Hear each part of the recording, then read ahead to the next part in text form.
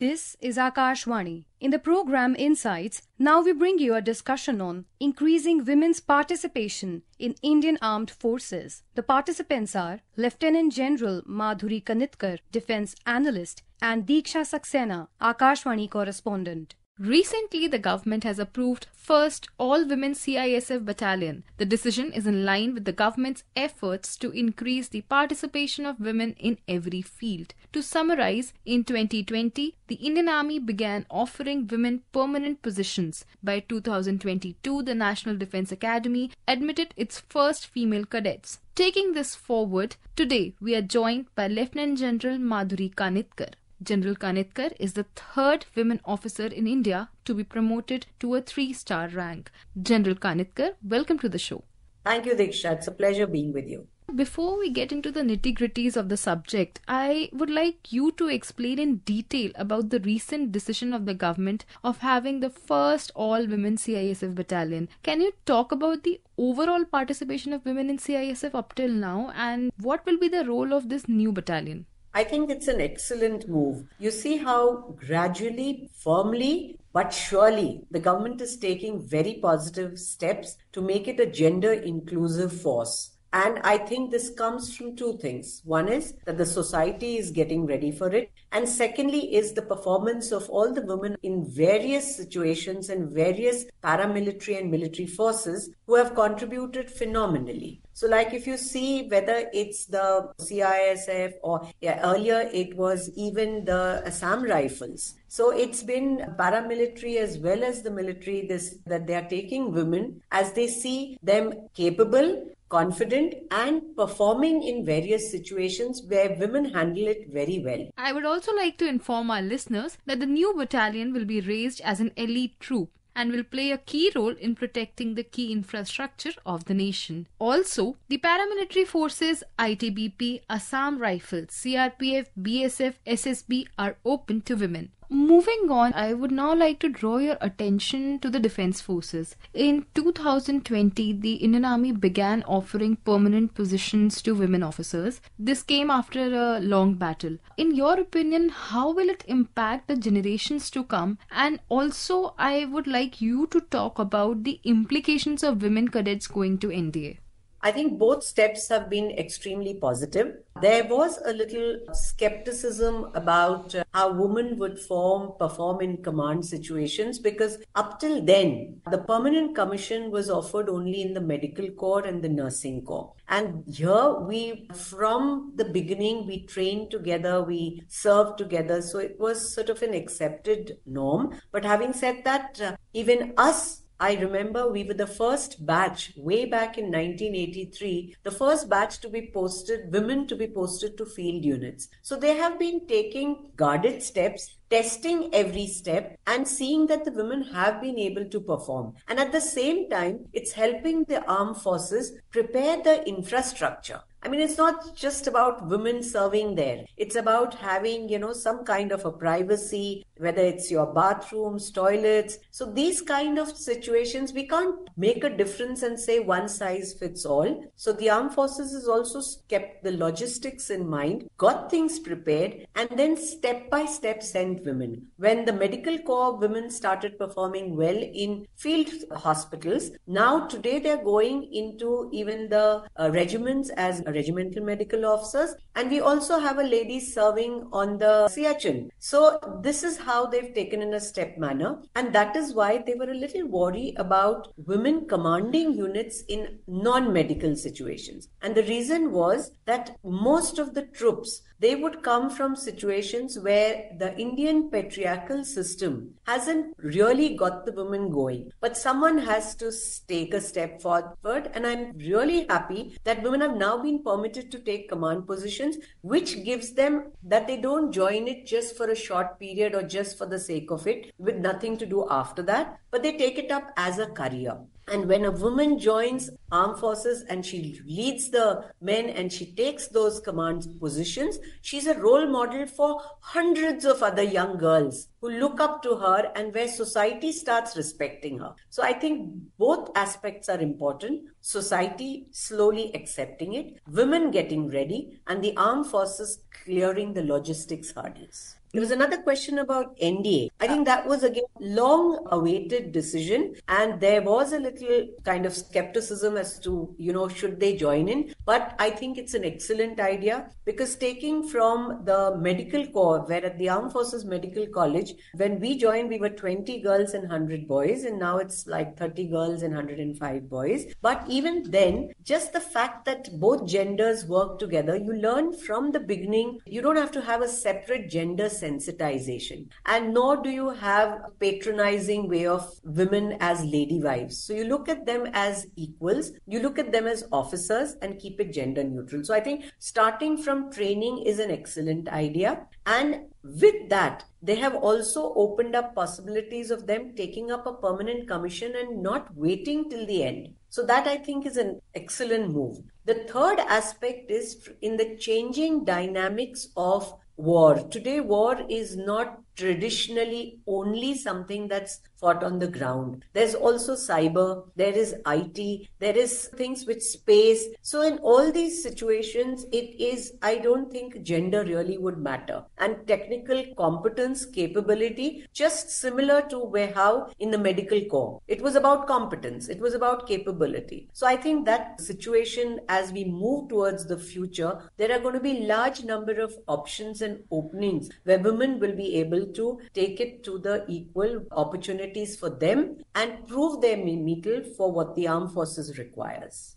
General Kanitkar, this brings me to my next question. Getting deeper into the discussion, since you spoke about the medical corps which allows women, my question is, will mechanized infantry or, for example, armored corps allow women officers to join? I think it would be taken in a very sort of holistic manner as what is their role. So when you look at the troop which serves within the tank, it's a very confined space, and where you would probably go on long sort of exercise training. It doesn't matter when you're actually working or performing, because it's not something about physical strength. It's more about being there. So it has to be comfortable for both. And that would have to come along with as more women join in the other ranks as well. You can't have only women officer who she would probably be just one woman there in a tank troop, which is by this thing, and all the other are men. So as we take it in a gradual manner and start getting women serving in your other ranks as well, I think we should be ready to take women in the officers' rank.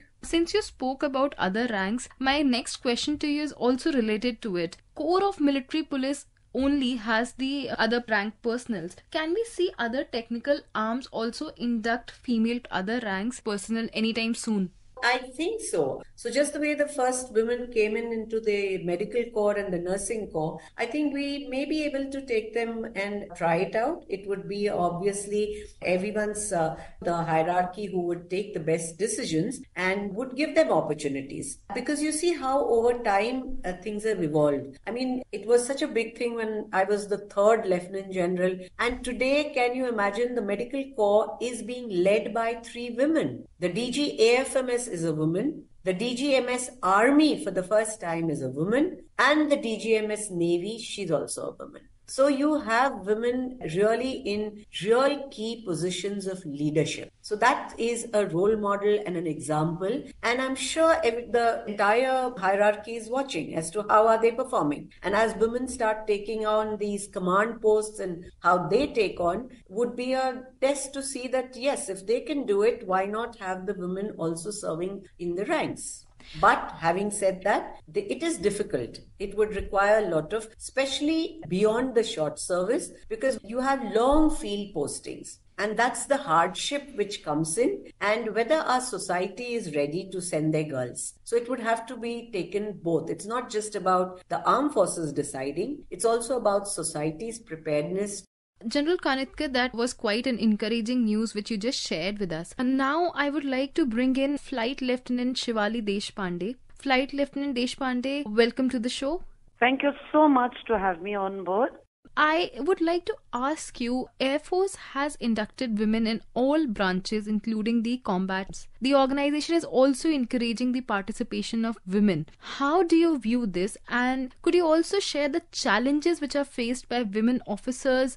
Talking about your first part of the question, that Indian Air Force has opened its doors for women in all the branches. That was a very, very encouraging step. Now, coming to the second question, let me tell you that today in this male-dominated society, women are raising their voices, women are showing their talent, women are proving themselves to be not only just housemakers or not only just housewives, but also to be good professionals. In whichever field they go, women are proving to be ice-breaking agents, and women are doing exceedingly well. Women have that kind of the motherly attitude to take everything, to understand every situation, and to take a very logical and a practical decision.